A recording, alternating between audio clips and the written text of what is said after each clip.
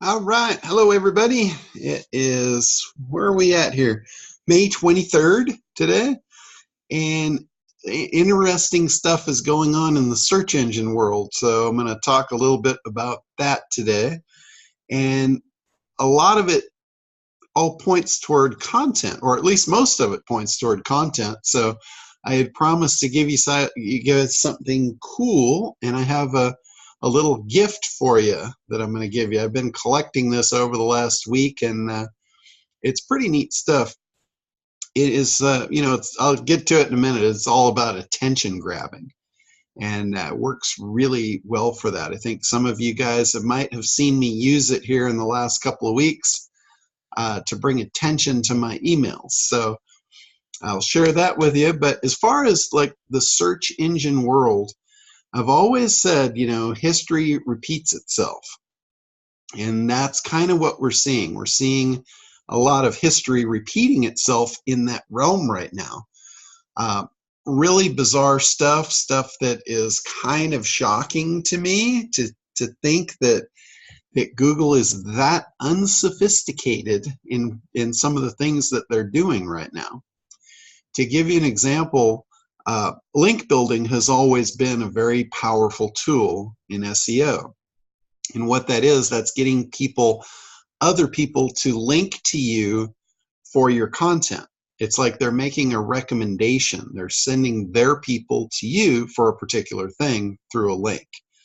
So that's always been a very powerful piece of SEO, and it kind of took a back seat recently when Google's algorithm called RankBrain has come into play, which is artificial intelligence. Because with SEO, whatever SEO is going on at any given time, it's only a matter of time before the SEO community kind of figures out what's going on and they start gaming the system, and then Google has to combat that. Now, talking about history repeating itself, do you guys remember a gentleman called Matt Cutts? Matt Cutts was the Google, he was like their face piece. And he was the one that was out there telling people how to do SEO. Now, for me, that's a little bit alarming when somebody from Google is telling you how to do SEO. That's something like that. That raises a big old red flag in my office. Because Google, in their terms and conditions, on one page, they're telling you, if you do SEO, we don't like it, and we're going to ban you. And then they have a representative out there telling you how to do it. There's a little bit of conflict there. So I always told everybody, I said, take that with a grain of salt. If you're watching Matt Cutts, don't take that as gospel, and be careful. Be careful what they tell you to do, because that's their way of monitoring who actually is doing SEO. So that's a dangerous game to walk that path. Everybody talks about black hat and all of that good stuff. And, if you look at it from Google's perspective, what better way for them to figure out who's doing SEO than to tell you what to do for SEO and then watch who does it? So that's exactly what Matt Cutts used to do. He would tell people what to do so they could figure out who was playing the game. I always told everybody, do the exact opposite of whatever Matt Cutts told you to do. Like if he tells you blog networks are bad, then you probably need one. If he tells you you need a Google sitemap, you probably don't need one. So be very careful where you get your information, and really think about the source of where it's coming from and what the ulterior motive is behind it. And again, for Google, Matt Cutts was like a PR machine. He was out forward-facing in the public, doing all kinds of YouTube videos and webinars and all kinds of stuff, trying to educate the world on SEO and the right way to do SEO. And he was throwing out a lot of things that would put you on the radar. Now that is coming around. Again, I'm back to the whole history repeats itself. It came a point in time where Matt Cutts became so discredited that Google had to get rid of him.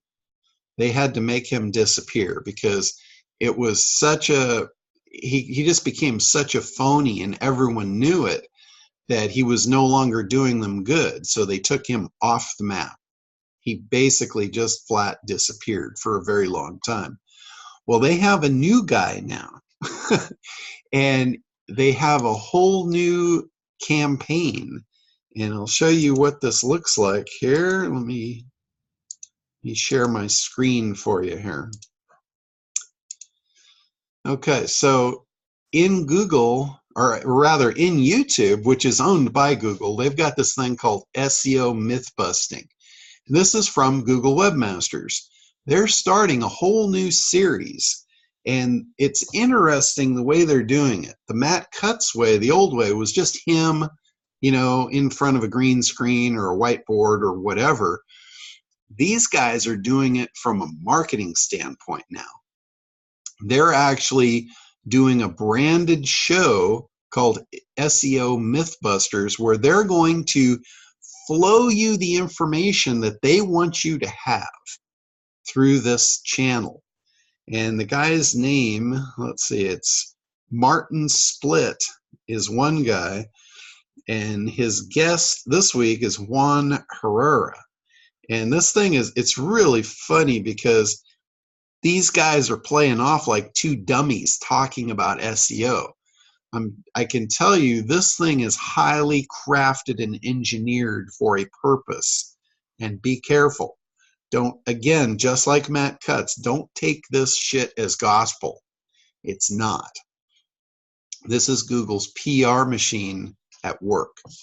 So they're going to try and get a message through. They're very much anti-SEO, so they're going to dissuade you from doing anything that actually works.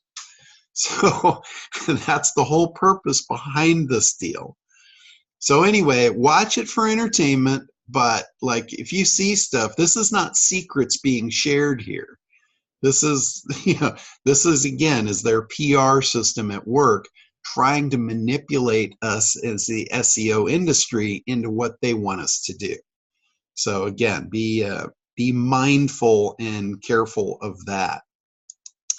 Now, back to some of the stuff I said. I had seen some stuff that's fairly shocking happening when, you know, when history repeats itself, kind of rolls back in time. And I look at SEM Rush a lot. I look at my reports in there, and I see what new keywords are showing up, and I'm watching it really kind of heavily right now because of our SitePop tool. I'm looking at keywords that are like on page 2, pushing them up to page 1, and then the new keywords that pull up behind that, then I start pushing on those. That's kind of my strategy behind it. So I'm taking the low-hanging fruit first. I'm taking the ones on like page 2 and 3, popping those up, and then seeing what it drags up behind it. And typically the ones that it drags up behind it are better keywords. They bring more traffic. So be patient with that whenever you're doing SEO. If you go after ultra hard, really competitive keywords first, it can take you so long to make any movement that you think it's not working and you give up. SEO is a long-term game. It's about small movements over a long period of time, and then all of a sudden you look back and you say, wow, how did I get here? This is awesome. That's the way it's supposed to be played. So that's what I'm doing. That's the way I'm using SitePop to push these keywords up. So I'm taking the ones that already have traction. I've talked about this a lot in SEO over the years, is look and see what you have traction for and get the fast results first. Push on the traction keywords. Traction keywords are just those that Google's already ranking you for, just not at the top. You might be on page 2, 3, 4, even 5 or beyond. But those are the ones that Google's already recognized you for them. They just haven't put you at the top yet. So whatever you need to do to get that at the top, you might need more linking. Look at the competitors that are ahead of you, see what they've got, see why they're ahead of you. So it's going to be one of three things, or a combination of any of these three things. Might be that they have better on-page optimization. They might have better content. They might have more of it. They might have more internal linking. One of the things about internal linking, if you look at like Wikipedia, Wikipedia is a big major site. They've got millions of internal links linking to other content within themselves. Also, internal links going exterior, linking out to other authoritative sources. If you don't link out to anybody and you've got, 10 million links coming into you, that might look a little fishy. It makes sense for us to link to things for our users to help them. Nobody has everything in-house under one hood. So it makes sense for you to link out to external resources for your customers, for your viewers. So think about what type of links you could put on your site that link out to good sources that would be valuable for them. Oftentimes, these are affiliate links, so you can actually get paid for that push. That's a really good way to look at it. But anyway, that on page, your competitors might have schema codes. They might have better titles. They might have better descriptions. That's the kind of stuff you need to fix if you want to play at the top. You need to fix that stuff to compete. So let me just talk a little bit about titles and descriptions, because those are the most important thing about your on-page content, your on-page optimization, rather. The fact that that is the thing that is out in the forward facing, that's like what shows up on the Google SERPs, the search engine results pages. That's what people see.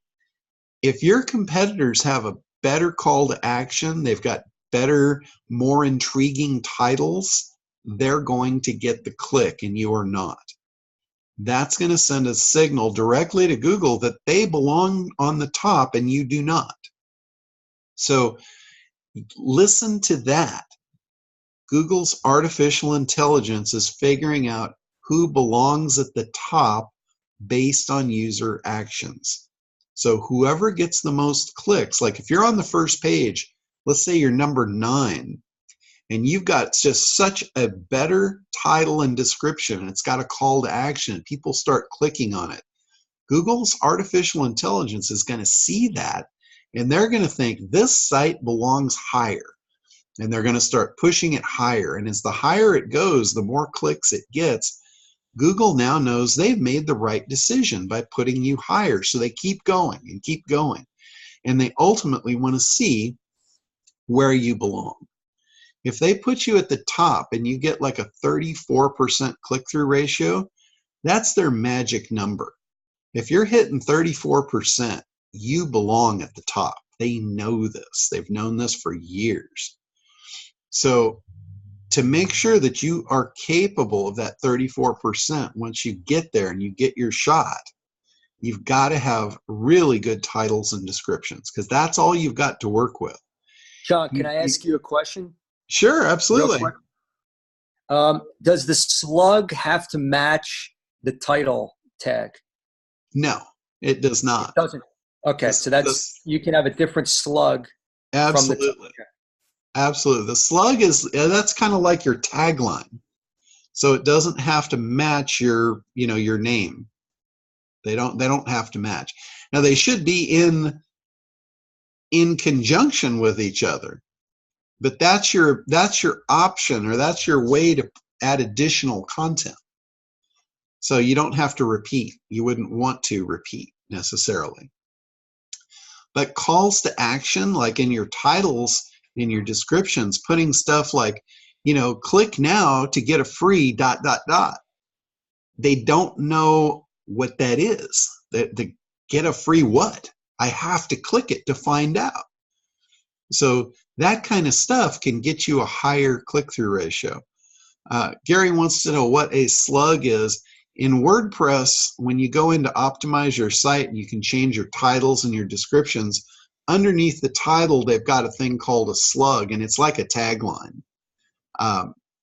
It will show up in various places in Google. It'll also show up in your HTML tags.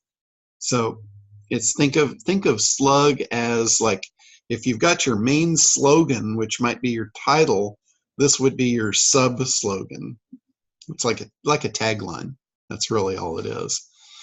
So again, those things are really, really important. Another thing that's really important for click-through ratio is anything that you can do that is different. If you can put characters in, if you can put anything with color, like in eBay, for any of you guys that used to sell on eBay or you still sell on eBay, you know the attention grab is the most powerful thing if you want to increase your sales on eBay. It's how do you grab their attention? Google is no different. The way you grab their attention, what happens if you grab their attention is you get the click. When you get the click, Google values you more and you go higher. So anything you can do, like schema tags, if you can put schema tags that puts extra little characters in your listing, like the vote, like the ratings. If you can put a schema tag that gives you a 5-star rating and you've got the little stars under your listing, that automatically draws the viewer's eye to your listing versus the others. If you look at a lot of the big retailers, like Walmart, I see Walmart use this a lot. They'll use schema tags to show if something's in stock or not. So if you're a searcher and you're searching for a product to make a purchase, pretty important to know if it's in stock, right? Well, if you can see that at a glance and it says in stock, maybe it'll even give you the price based on the schema tag. That's something that will get people to click. So, John, can you explain that? I don't understand the concept of a schema tag. okay, sure. A schema tag is just really, it's a piece of code that gives Google more information about your site. And how do you provide that? It's a schema tag. There are schema generators. In fact, inside the membership area, I have a free schema generator that you guys can use. You can download it. It's a little piece of software. It asks you a bunch of questions, and then at the end, you generate the schema, and it will generate it, and then you can just paste that into your HTML in your website. But it's, you know, it helps Google to categorize. But where do you put it? That would go in the head tags. So like if you're using an SEO plugin in WordPress, it would give you an ability to put those tags in the head. There'd be a place for you to paste that code in there.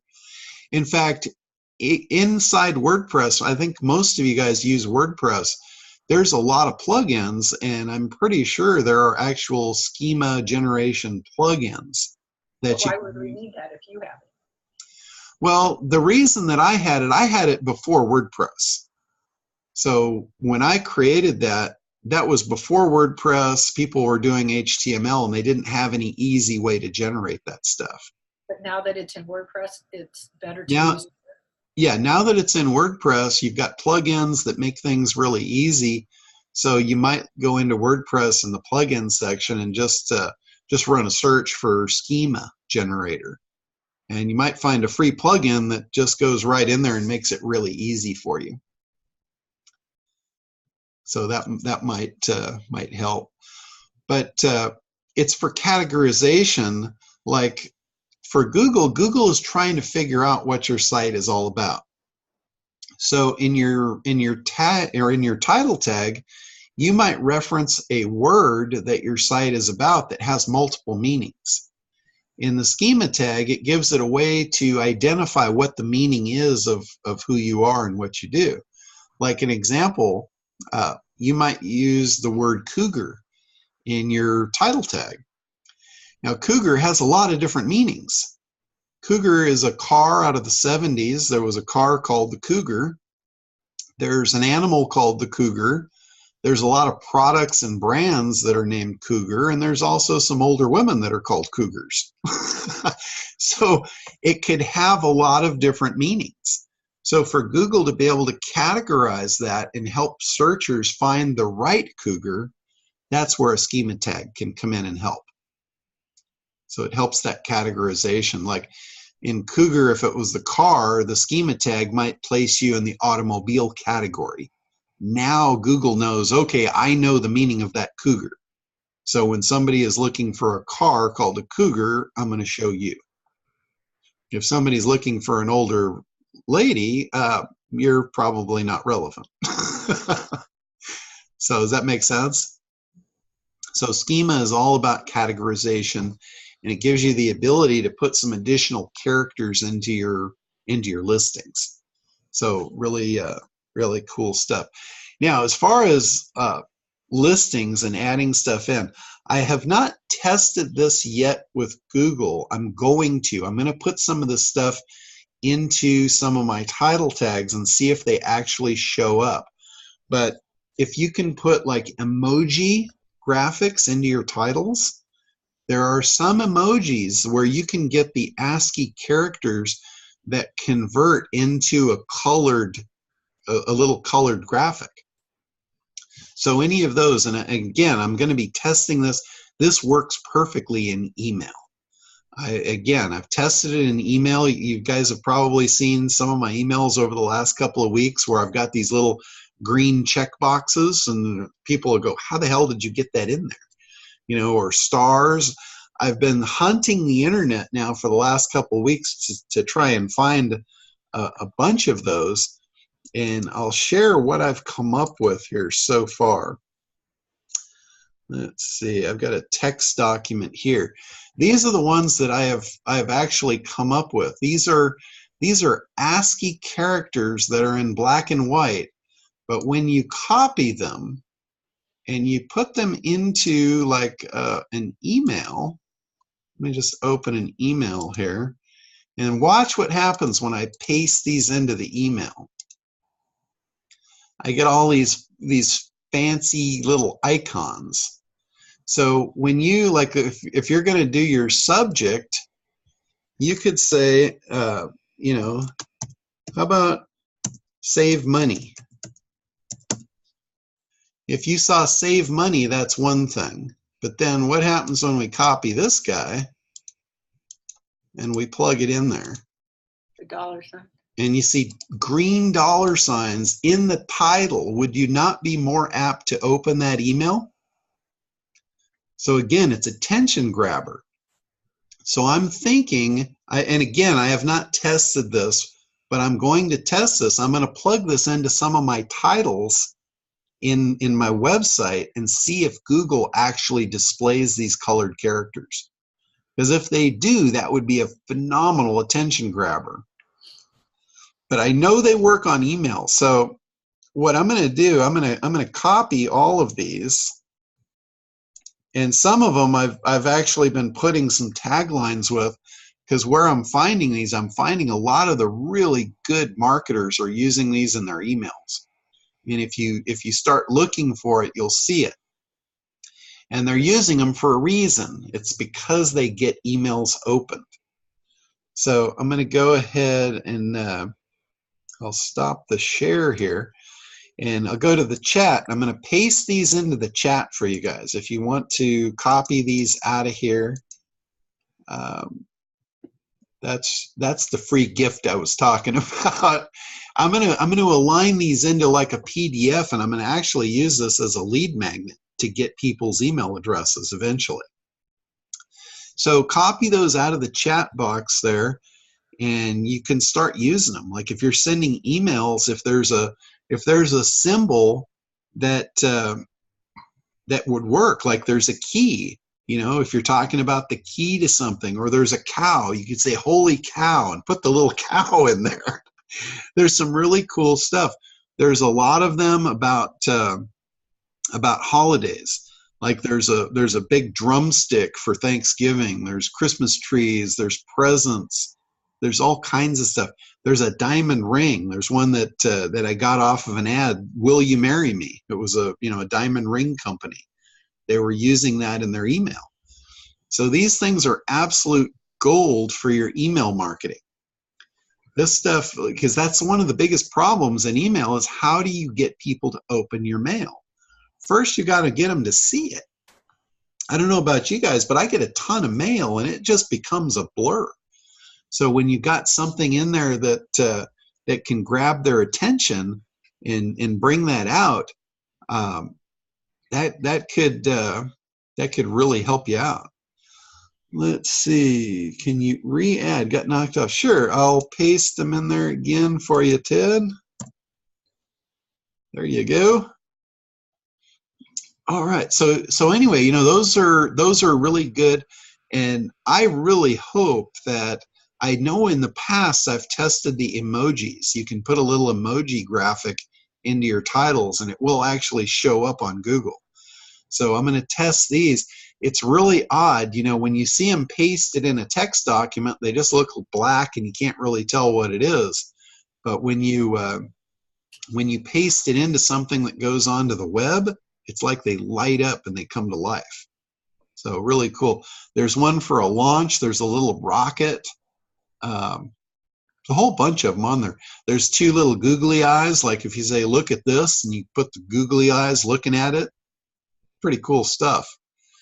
But to see what these are, just take that, copy it, and then open an email to yourself and paste it in there, and then send the email to yourself, and you'll see it'll all be in color. And you know, if there's any of them that you want to use, you can go for it. Cheryl, there's a cool one for you. There's a broken heart. There's a heart that's actually broken. Oh, I see it. Yeah, you have the XOs in there too. Yeah. Those actually come to color. They turn red. So pretty cool if you're doing email. In fact, I set your sequence up yesterday in Kartra. We could add those into your Kartra sequence too. Would you do that? Because they will come out. They'll, Yeah, you know, any kind of an email, those things will come through. So pretty cool stuff. There's also the heart with an arrow through it. There's the Cupid's arrow. There's just a ton of stuff. One of the ones where I got a lot of the hearts was off of Victoria's Secrets is using them. They've got little perfume bottles. They've got all kinds of, you know, sexy little symbols that they use. So I got some off of them. It's interesting. Some of the top marketers throw these in every once in a while. In where I got the majority of these, I went into my trash file in my email, and there was 90,000 pieces of mail in my trash. And I sorted them by the sender, and oh my God, I couldn't believe how much email comes from certain vendors. And anyway, I just scrolled quickly through, and every time one of these showed up, I swear to God, it popped out. It was like it stuck out like a sore thumb. So it was easy for me to pick them off and find them. So cool stuff. And anyway, okay, so we started talking originally about SEO, and the first phase of it is the on-page stuff. So back to the second phase. The second phase is the off-page stuff. Off-page, that's people linking to you, and I had touched on this originally early on in the call.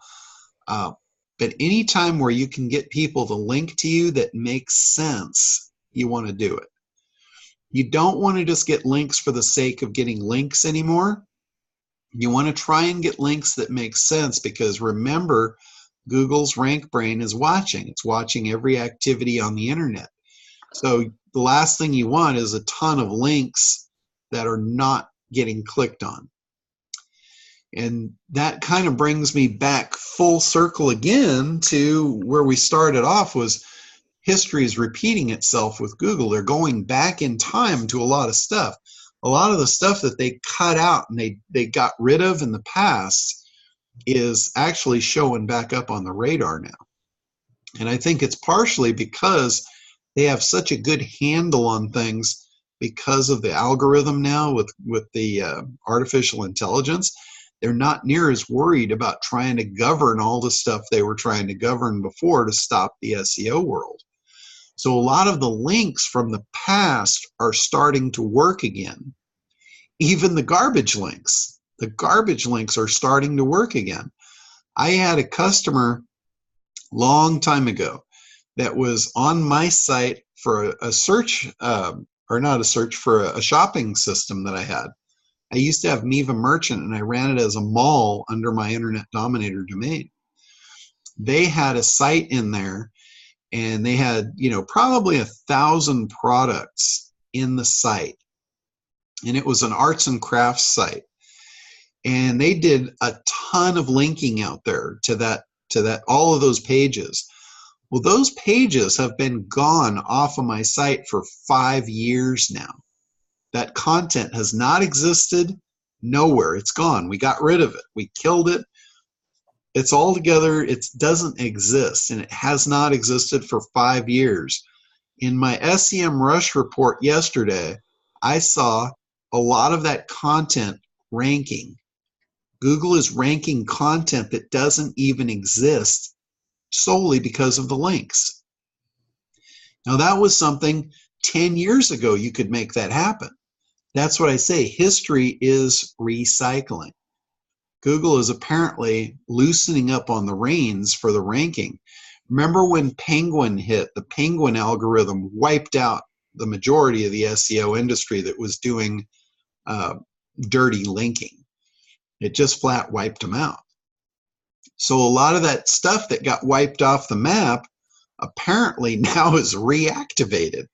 They have apparently lifted that ban. They've lifted that rein. So all these old links from way, way back 10 years ago are now active again, and they're pushing authority, which to me is really bizarre, but it's happening. I can guarantee you, because of what I'm seeing, when they're ranking content on my site that has not existed for 5 years, that's a pretty good indicator. That's a pretty good indicator that they've got a faux pas on their part. They're looking at all those old garbage junk links again. So if you've got a bunch of those and they're on target and they're on track, they might actually be kicking you up again. There's some people, in SEO that are talking about SEOs getting easier again. And that, that might be the case. But that brings us to the third factor. This is the new factor. For many, many years, it was just on page and off page. That was the only two things that you had to work with. Now there is the user experience. This is not new. It's been going on for several years, but this is probably one of the most important pieces to the algorithm at this point. And I look at it as it's Google's bullshit meter. That's exactly what it is. It's the way for them to find out if things are real or not. And you can game those two systems. You can game linking and you can game on-page optimization. But typically, you can't game the user experience, right? The users are going to do what the users are going to do. And that's where Google's looking at, this is the bullshit factor. If they see all these links and great content and nobody's coming and nobody's clicking, the bullshit meter is going to go off. That's Google's RankBrain at work. That's what they developed it for, to figure out if you actually belonged at the top. They don't think you belong at the top unless users actually interact with your content. So this is where content, again, has become king, but in a very different way. Creating content just for the fact of stuffing pages is no longer valid. You need to create content that actually converts. What I mean by that is if people land on your page, let's say you got a ton of content, you've got 10,000 words of content, but they don't consume it. Google looks at that as a non-conversion. In fact, they look at that as a bounce. They came to your site, they didn't get what they wanted, so they left. What you want is shorter pieces of content that link to other pieces of content that are deeper in your site. If you have pages that have short content but they hold users longer, that is a bonus. That's where video comes in. If you embed videos on your pages, and again, not just any video. If you're just doing video to fill up time, users don't like that. Do not waste their time, whether it's text or video or audio or whatever. They don't appreciate that. People are busier than ever today. They don't want to waste time. So the faster you deliver good, high-value content and condense it so they get value of the time they spend with you, that's the most important thing to a user. And Google has a way to figure that out. It's their artificial intelligence. And I feel like I'm just beating that over the head over and over and over, but it's so, so true. You've got to deliver value. Your content has to equal value. And you've got to load it with calls to action. Content should be very easy to consume. It should be very fast to consume, and then it should have an instruction with what to do next. That is really, I think that is kind of a key component. People need bite-sized stuff. They need sound bites. Their attention span is like ridiculously low at this point. If you don't grab their attention, you lose them. You don't have 10 minutes to grab their attention. You've got 2 seconds. So your attention grabber on the front end needs to be short and to the point and make an offer. You know, like your landing pages, they can't be a long sales letter to get somebody to opt in. It's got to be like a sentence. It's got to be like, hey, you know, I've got this really great thing. It's going to do this for you. Here's how you get it. You know, click the button. Tell them exactly what to do. And then when they do click the button, then they've made a micro commitment that, hey, yeah, I want this thing.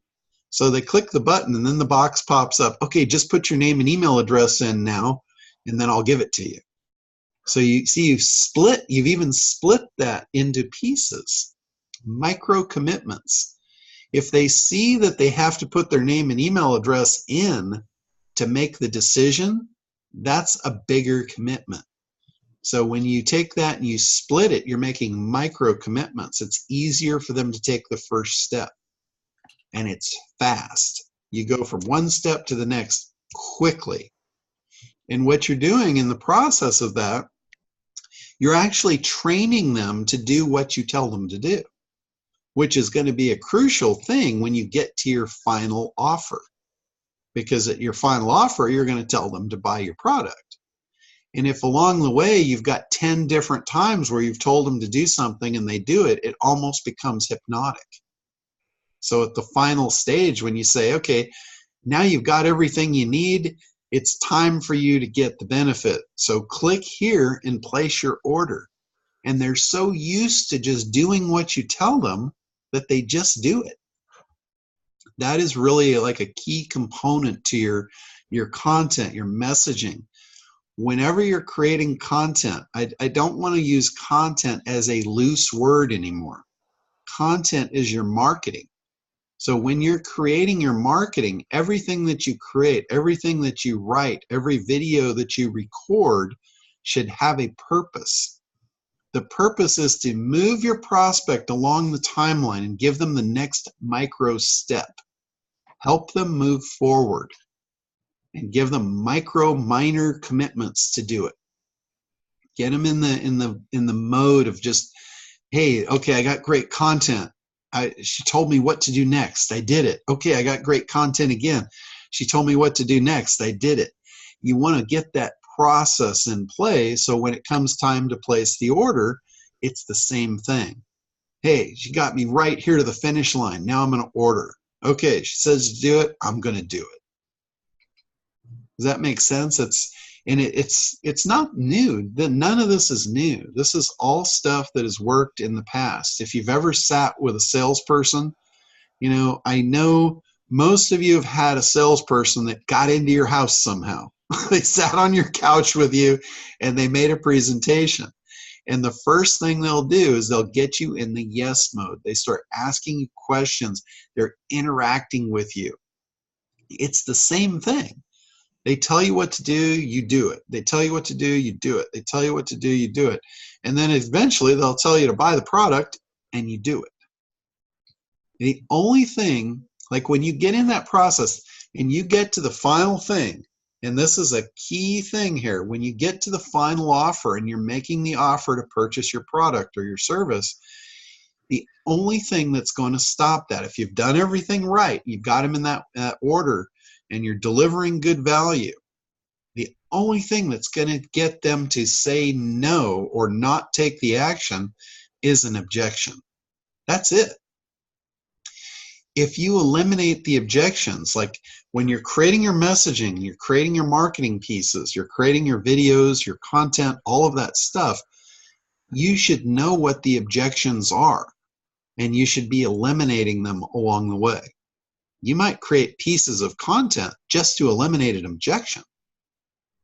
You might say, hey, you know, I know what you're thinking, and here's what I want you to do. I want you to watch this little video, and I want you to just see that that is not really a concern. It's actually in your favor. And then you show them the video. The video addresses the objection. It eliminates them, and it puts them back on the right track, which is benefit. It's creating the desire and the demand for the product again. And then you say, hey, you know, there might be one more thing that you might be thinking about in the back of your mind. And if that's the case, hey, watch this video, and I'm going to tell you why that is going to be in your favor too. See how it's a process. You're moving them down the line. You're moving them from the timeline of where they are, which is where they don't want to be. Nobody wants to be where they are. They always want something better. And so you're showing them how your product is the perfect thing to take them there, to transform them from where they are to where they want to be. You know, it might be your dog's sick, and you don't want that. Nobody wants to be on that timeline. They want to be on the other end of that, where the dog's healthy and happy, and they're out having a walk, and the dog's licking them, and everything's great. So you position your marketing to show them how your product will take them from where they are to where they want to be. You know, in the dating realm, nobody wants to be afraid and just closed up. They want that loving relationship. So you've got to show them how they're going to get it. That's your marketing. That's your messaging. So never create content just for the sake of writing. I see so many people that they say, I got to do 100 days of video on Facebook, and they get on and they talk about ridiculous shit that has no meaning. It's like a complete waste of time. If you're telling stories, you guys have tons of stories in you, and they're great stories. But if they're not told with a purpose, they're meaningless. It's just entertainment. You know, you're not there to entertain, you're there to sell. So if you can sell in an entertaining way, that's great. But you're not there just to entertain, you know, unless you're an entertainer. So, John, I wanted to, about content, I was wondering if I could show you, we talked a couple of weeks ago about a website that we have, and you had some suggestions. Would you mind if I showed you some content on the site? Okay, I'll hit the share button. Another thing too, I think you were on last week's call, weren't you? I don't think so, no. Okay, you might want to watch that one, because I showed how you can go into SEMrush and you can find out what content is important to your market. Did you record that? Yeah. Yeah. Okay, I'll look again, because I checked a couple of times and I didn't see anything from last week. Oh, I might not have put it up. If I didn't, I'll upload it today as soon as we get done with this call. Sometimes I forget to upload the calls. Okay, I'll look for that. Thanks. Now, this is that site, and you suggested a couple of weeks ago that we talked about the tabloid style content, about engaging content, but that it might be too much for Google, that they're looking for something more sedate like this site. This Diet Spotlight is one of the leading review sites. So you suggested to tone down this site. So what I did is I toned down the look of it here. Okay, is this your site here? This is my site, yeah. So this is all the post titles. Okay. To me, that looks a lot better. Okay. Yeah, tell me what you think. I changed the, you said to try to keep some of this content. Mhm. This is about a competitor pill here. So I have like some of the tabloid style font in the picture, Yeah. but the text here is more of a relaxed, not large headlines. There's a smaller headline here. I added some infographics. I padded out the review. Is this is sort of informative? Am I going in the right direction with this type of infographic? I think this is 100% better. 100%. Okay. Yeah, I think this. Yeah, you've gone you've definitely done it. What you've got before, you were screaming everything. Everything Right. was massive font, and there was no differentiation. The Okay. whole idea with having different colors and different font sizes and all that is to draw the attention and keep people going through the content. When it's Okay. all the same, it becomes just a blur. Even if it's all big and bold, if it's all big and bold, it's the same thing. It falls into that category. So So this is a nice mix here. yeah, this is much more appealing. You've got graphics mixed in. You've mixed it up.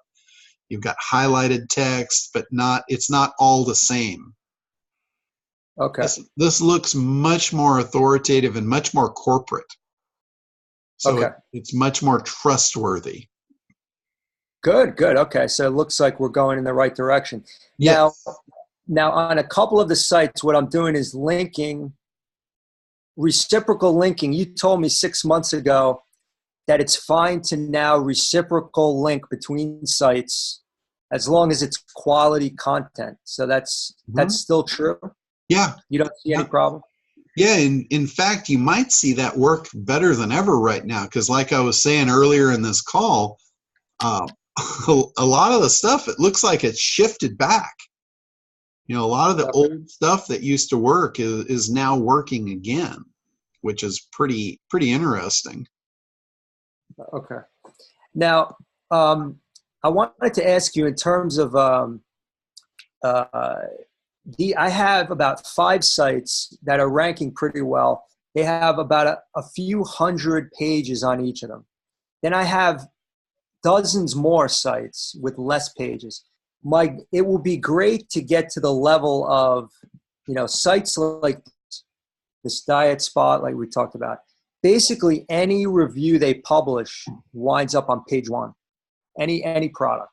We talked about how they have 4,000 pages. Mm-hmm. We talked about how there's different factors. To try to get to this level, like if someone came to you from a business consulting perspective, if they asked you in 6 months, say by December, to get to this level here with these sites, would you focus on one site?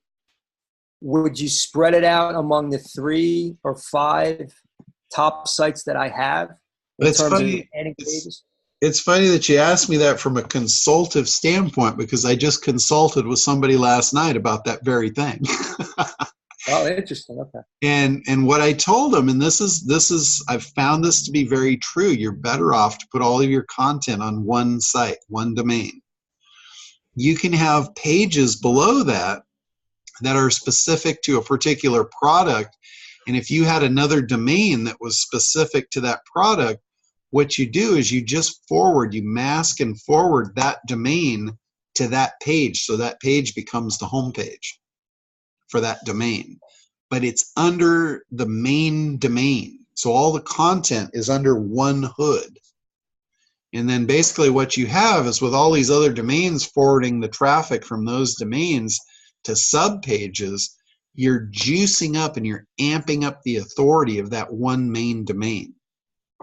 So in terms of putting all of your eggs into one basket, you're not concerned that, like, if you put you bet everything on one site, that Google could take it out of the index or Google could play a dance with you.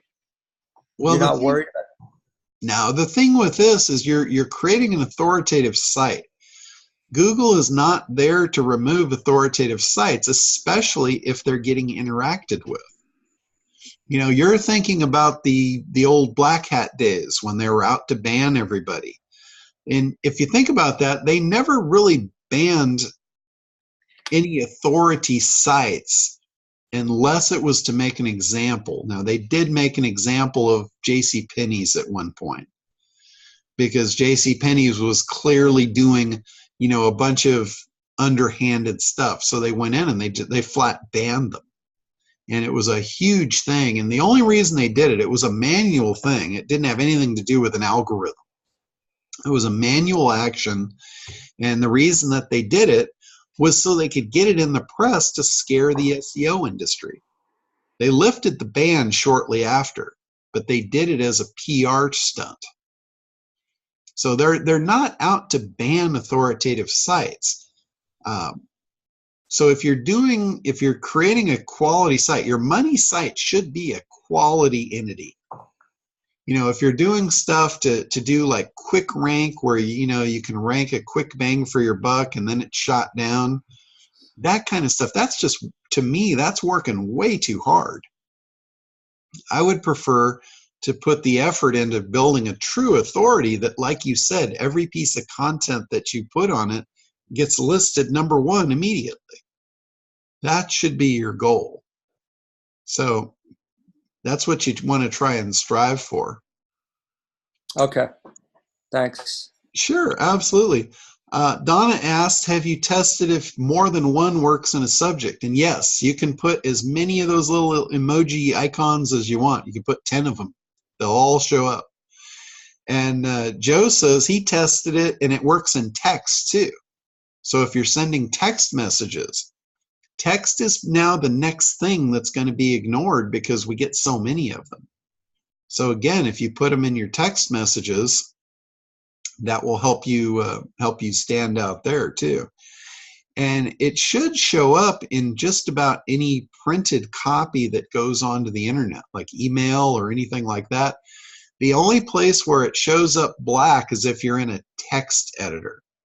Like I add those in TextPad. That's why they were black. That's why they're black over here in the chat window, because that's just text. But when you put them into anything that is active, like an email, any of that stuff, they light up like magic. So cool stuff. All right, does anybody have anything specific you guys want to talk about? Yeah, go ahead, Cheryl. In building a website, I recalled something you mentioned quite a while ago. It was some new ruling that we had to put on our website. And I was in WordPress the other day, and it had this privacy setting under settings, privacy, and it reminded me that you told us we should always have this thing called FTC Guardian or something like that. I forget. Yes. Can you explain that and what our what FTC Guardian is? There's an organization out there called the FTC. It's the Federal Trade Commission. And what they're there to protect consumers. And that's a serious organization. Like if you do something fraudulent and you're FTC, you're trying to rip people off and they find out about it, they can literally shut your business down. They can seize all of your assets. They can close your bank accounts in one sweep. I mean, when they decide that you've done something wrong, it's too late. You are screwed. And at that point, you basically have no access to money. They shut everything. They take your business, your personal, corporate veils make no difference to these people. They go after you. If you've got partners, they can go after them. It's crazy. There is no law that governs these people. So you want to make sure that you avoid those kind of problems. If you're selling anything online, even if you've got people opting in and you're collecting data for purposes, they can look at you as the enemy. So you've got to make sure. That's where privacy policies are really important. That's where terms and conditions are really important. That's where all of your legal jargon at the bottom of your website is really, really important. I don't have any legal jargon at the bottom of my website. Okay, so you're basically open to attack because you're not stating anything, so they can come after you. That's what FTC Guardian is about. It's run by Chip Cooper, who is an actual internet attorney. And he keeps up on all the laws, he keeps up on all the regulations, all that stuff. And what they do, they have an online portal where you can put your business information in, and then it will generate all the forms that you need to put on your website with all the right stuff in them. And it's a little widget, so when you put the widget on your website, the policies appear on that page. If they update, the widget updates. So you don't have to be constantly concerned about keeping all that stuff compliant. They do it. So that's why I go with that. I thought a long time ago, Frank Kern had talked about that because he got hit. He actually got, the FTC came after him. They seized all of his assets, and they basically took everything away from him and decided not to give it back. They ruled against him. He lost. Wow. So they took everything. I mean, he basically was starting over with nothing. And what he did was he had an attorney that wrote up all the stuff that he needed now, and he was sharing that with everybody. Well, I was one of the ones that he shared it with. I took those terms and conditions that he gave me, I made the edits that he recommended, and I put them on my site.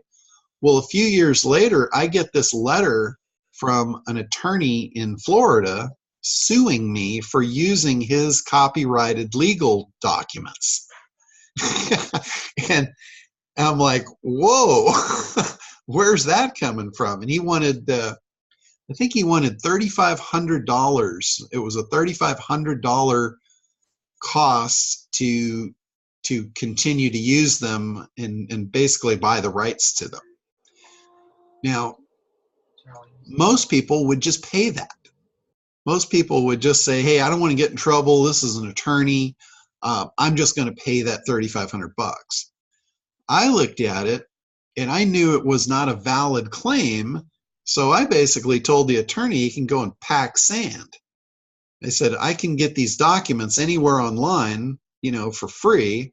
And, if you think that they're that different, then I'm just going to take them off my site and get new ones. But I'm not paying you a dime because I was given these by somebody that obviously paid you to create them. And he gave them to me. I never heard from the attorney again. So he was just trying to strong arm people. And it makes me wonder how many people actually just paid him the $3,500. He probably made a fortune off that because Kern gave those things to tens of thousands of people. So if even 1% just paid him the $3,500, he made a fortune off that. So anyway, Legal Guardian, I have a link. If you look in the resources section, if you go to Legal Guardian just on your own, you're going to pay every year. And it's depending on what level, it could be fairly expensive. I've cut a deal with Chip that I've got a special page that you can go to, and I think it's $4.97, and you can get it for a lifetime deal with them. So that's pretty much a bargain for $4.97 to get all of that handled for the rest of your life for as many sites as you want to make. That's a pretty good deal. So I definitely strongly recommend them. If you look at the bottom of any of my pages, you'll see them on there, and you'll see the FTC Guardian logo right on there. All that content is coming from them. Because I don't want to be an attorney. I don't want to play an attorney, and I don't want to worry about, the FTC coming in and saying, hey, you're doing stuff and you're not publicly posting it, so we're going to seize all your assets. I'm like, yeah, I think I'll pass on that. That's not a game I want to play. So for $497 to make sure that doesn't happen, that makes me sleep very well at night. Well, what was the piece of it that had to do with Europe at the time? That is the what is it's a four-letter acronym, GDPR, I think. And basically what that is, the British government figured out what we were doing over here, and they were outraged by it. And basically Google was fairly behind it. Remember, I've always said that Google is gleaning data like it's water. If you really knew what they had access to, if you're running a web browser, which we all run web browsers, they have a thing in them called safe web browsing. Google's behind the safe web browsing. So basically, they're seeing any information that you're seeing. When you log into your bank account, they're in it before you are. If you're logging into health records that are private, they're in it before you are. They're having access to things they do not deserve and they do not have your permission for. And I thoroughly believe they have cut some sort of a deal with the government for national security or something, so they can get away with that. Because I don't believe for a second that their attorneys at Google would allow them that kind of exposure unless they had some kind of get out of jail free card. I just don't think they would do that, because that's a massive privacy issue. Well, the Great Britain found out about it, and they found out that their European subjects were under that same thing, and they were outraged.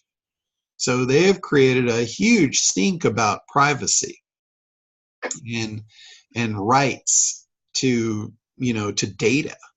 It's basically a data privacy law, and it's spread all through the European nations, and it's now looping back. And because they've created such a stink, now our government has to create the same stink.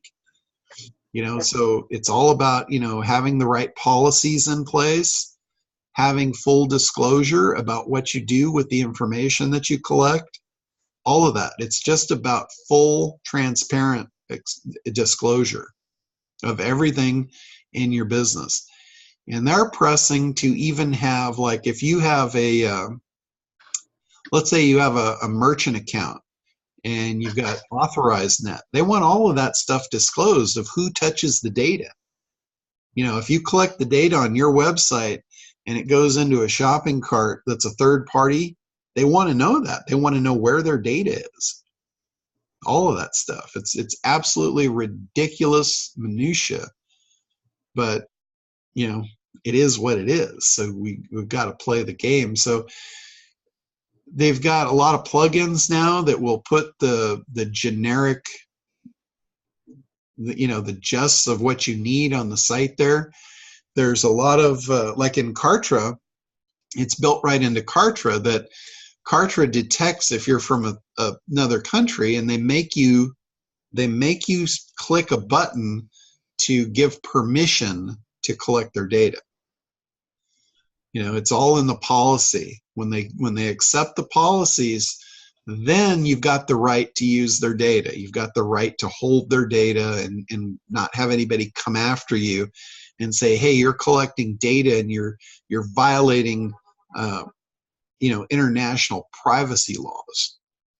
Because there's those same agencies in the UK that there are here, like the FTC here. That's who we have to deal with here, is the FTC.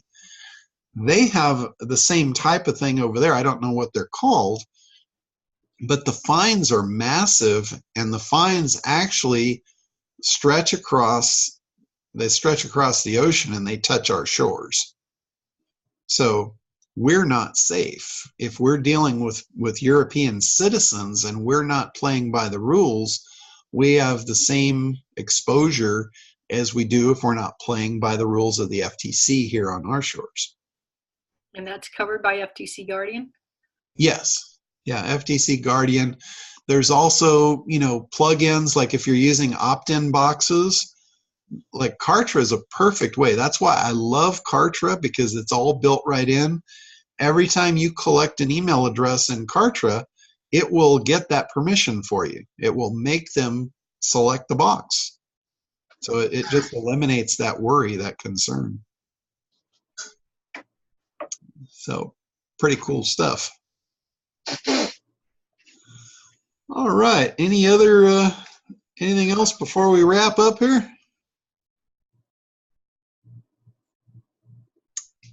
All right, guys. Well, it looks like we've covered all the questions in the chat and all of that good stuff. So anyway, if you guys want to look into the FTC Guardian, if you go onto the resource tab inside the site, or you can go to FTC, or you go to internetdominators.com/FTC, and that will get you to the right page.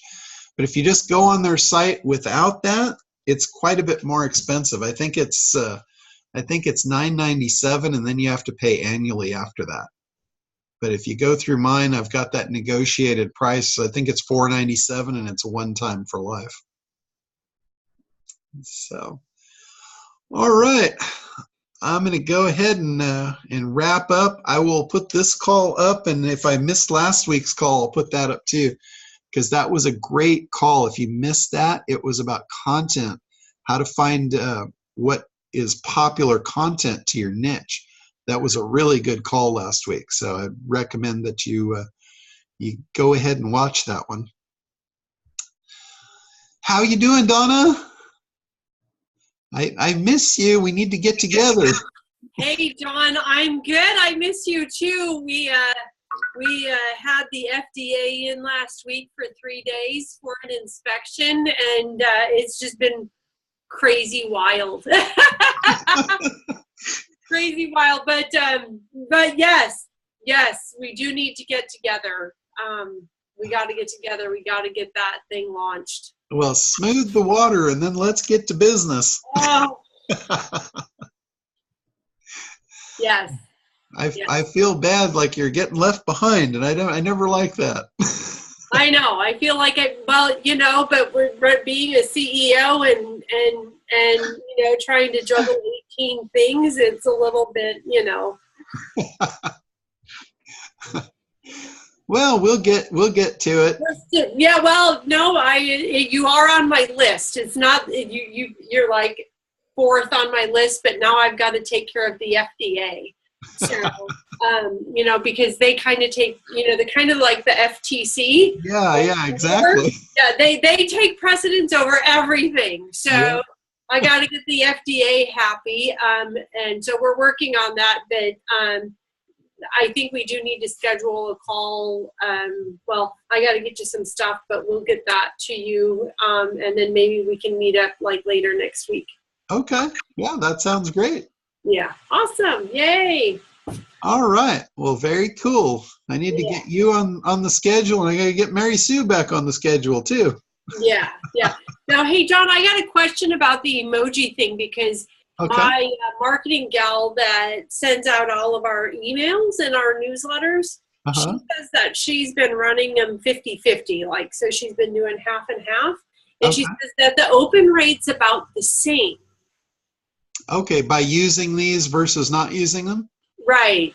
So I don't know if you have gone further into what position in the heading body, the subject body, that the emoji falls at, if it makes any difference.